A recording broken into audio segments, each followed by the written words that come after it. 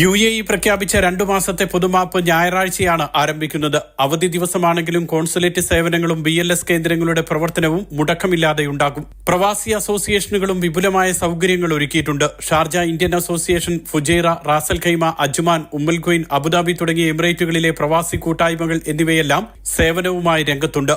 ദുബായിൽ KMCC, ഓർമ, IPF, INCAS തുടങ്ങിയ സംഘടനകളെല്ലാം പ്രവാസികൾക്ക് ആവശ്യമായ എല്ലാ സഹായങ്ങളും ഉറപ്പാക്കും. ഇതിലേക്ക് ആളുകളുടെ ഭയം അകറ്റുക, അവരെ ഇത്തരം പ്രശ്നങ്ങൾ ഉള്ളവർ നേരത്തെ തന്നെ KMCCയിലെത്തി, KMCC ഫയലുകളിൽ കുറേ പേര് കിടക്കുന്നുണ്ട്. അപ്പോൾ അവരെ കമ്മ്യൂണിക്കേറ്റ് ചെയ്ത് ഇതിലേക്ക് കൊണ്ടുവരിക എന്നുള്ളൊരു ദൗത്യം കൂടി നിയമസഹായ സെല്ലിനുണ്ട്. പിന്നെ തുടർന്നുള്ള 2ാം ഘട്ടമാണ് അവർക്ക് യാത്രാ സൗകര്യങ്ങൾ ഒരുക്കേണ്ടത്, പ്രത്യേകിച്ച് ഇപ്പോൾ ടിക്കറ്റ് പോലെയുള്ള കാര്യങ്ങൾ. ഓണമടക്കമുള്ള ഉത്സവ സീസൺ ആയതിനാൽ ഉയർന്ന വിമാനയാത്രാ നിരക്ക് പൊതുമാപ്പിൽ നാട്ടിലേക്ക് പോകുന്നവർക്ക് വെല്ലുവിളിയാകും. വിവിധ മേഖലകളിൽ നിന്നുമുള്ള സഹായം ഉറപ്പാക്കി ഇതിന് പരിഹാരം കാണാനുള്ള ശ്രമത്തിലാണ് പ്രവാസി സംഘടനകൾ. അതേസമയം സാമ്പത്തികമായി പിന്നോക്കം നിൽക്കുന്നവർക്ക് നിരക്കിളവ് നൽകാൻ ഇത്തിഹാദ്, എമിറേറ്റ്സ്, ഫ്ലൈ ദുബായ് എന്നീ വിമാന കമ്പനികളോട് ആവശ്യപ്പെടുമെന്ന് ദുബായ് താമസ കുടിയേറ്റക്കാര്യ വകുപ്പ് അറിയിച്ചിട്ടുണ്ട്.